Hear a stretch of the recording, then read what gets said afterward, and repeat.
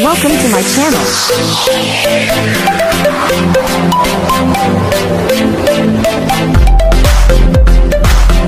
Hello everyone! Magandang araw po sa ating lahat mga kasuke, mga kalingap.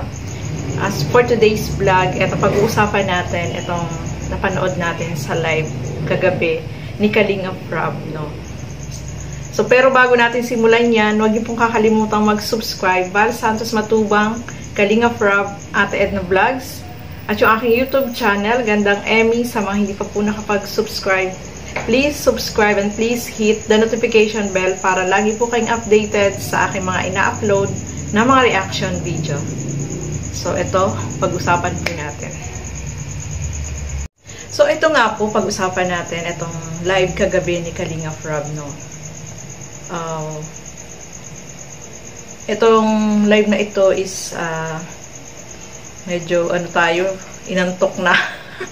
Inantok na tayo, pero ayun nga, napanood pa rin natin itong mga kasuki. At eto nga, nag-announce dyan si Kalingap Rob about dito sa kay Rachel, no?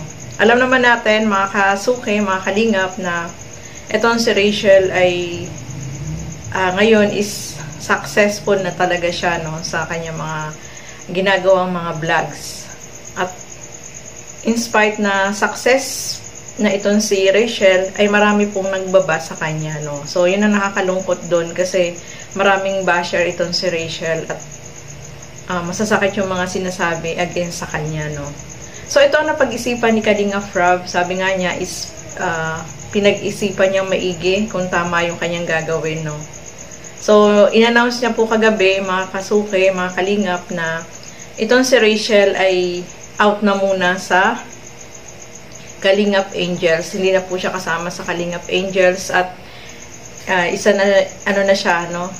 Alam naman natin, nagbablog na siya. May sarili na siyang community, marami na siyang mga sponsor, ang lalaki ng views ng kanyang mga upload na videos. At kapag nasa live naman po, marami talaga yung nanonood sa kanya at nagpapalipad. So, talagang success na yung kanyang YouTube channel, no? Excuse me po. At marami yung talagang sumusubaybay sa kanya, sa kanila ni Roel. At congratulate natin dyan si Rachel dahil talagang success po yung kanyang channel. At malaking tulong po yan, especially sa pangangailangan nila everyday sa pag-aaral niya. So, napakalaking tulong yung pagbablog, no? Kasi yung revenue is talagang, kapag malaki po ang views, is malaki rin yung kita, no? So, congrats natin dyan si Rachel, no? Kasi, mapapasana all ka na lang, no? Mapapasana all ka na lang talaga. So, eto nga, sabi nga ni Kalingap Rob is, hindi na natin makikita itong si Rachel sa pag lumalabas yung mga Kalingap Angels, hindi na po natin siya makikita dahil hindi na siya isinali doon ni Kalingap Rob. Sabi nga ni Kalingap Rob, si Rachel ay laging kino-compare kapag may vlog itong si Erica, si Dara, si Joy, ay laging merong comparison sa kanila, no? So, ang gusto mangyari ni Kalingap Rob is mawala yung nambabas kay Rachel, yung ikukumpara yung mga angels, no? Di ba kasama naman po siya sa angel? So, ngayon, tinanggal na po siya dahil, yun nga, sa pangbabas, sa marami nang babas kay Rachel. Tapos, ngayon si Rachel ay masyadong hectic na yung schedule. Marami siyang mga ginagawang kasama nila Roel sa mga feeding, no? Tapos, nag-aaral pa siya. So, pag may mga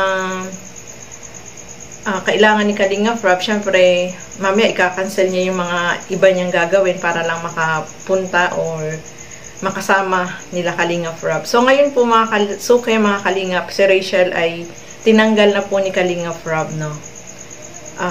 Gustong mangyari ni Kalingap Rob is mawala yung basher ni Rochelle, yung i-compare talaga yung dalawa, yung love team. Kino-compare po kasi lagi, eh. Kaya marami talaga ng babas at naapektuhan syempre si Rachel doon. Pero ang sabi nga ni Kalingap Rob, doon lang naman sa sa Kalingap Angels wala na po siya dahil yun nga, yung comparison ay hindi mawala-wala at laging si Rachel lang nababas, no. So para mawala yung basher ni Rachel doon is tinanggal na po siya. Pero sabi nga ni Kalinga Frab is, si Rachel naman is Kalinga pa rin kasi Kalinga pa rin naman yung dala-dala niya. Yung pagtulong ni Kalinga Frab kay Rachel, yung iba-vlog siya, is hindi na, kasi meron ng sariling community si Rachel, nabubulol tayo, may sarili ng community si Rachel at malaki na yung marami siyang sponsor na tumutulong sa kanya, So, malaki naman yung kikitain niya sa pag-YouTube. So, hindi na kailangan na supportahan si Rachel sa financial. Financial po, Pero support natin, syempre, si Rachel sa mga vlogs niya, sa mga ginagawa niya. Although, doon lang sa Kalingap Angels is, doon nawala na po siya, Kaya kung sabi nga ni Kalinga Frab, kapag may magtatanong tungkol kay Rachel, bakit hindi na siya kasama sa Kalingap Angel? Dahil, tinanggal na po siya.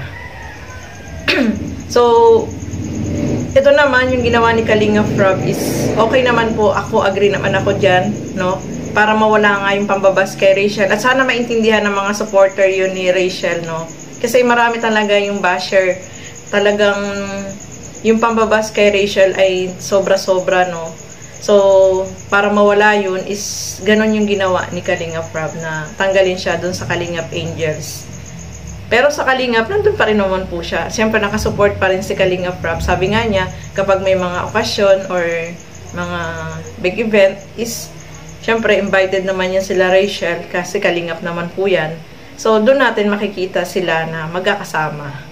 Sa Kalingap Angels lang po siya tinanggal. Mga kasuke, mga Kalingap. So, sa mga hindi nakakaintindi, sana intindihin nyo po na ayaw lang ni Kalinga Frab na yung pambabas kay Rachel ay talagang tuloy-tuloy, Kumbaga, pinuputol niya yung connection doon sa mga Kalingap Angels para hindi na po sila mabas. So, yun lang po mga kasuke, mga Kalingap. Maraming salamat po sa inyong panonood. At lagi po natin supportahan Bal Santos Matubang, Kalinga Frab, Ate Edna Vlogs. At syempre, yung aking YouTube channel, Gandang Emmy, sa mga hindi pa po nakapag-subscribe dyan.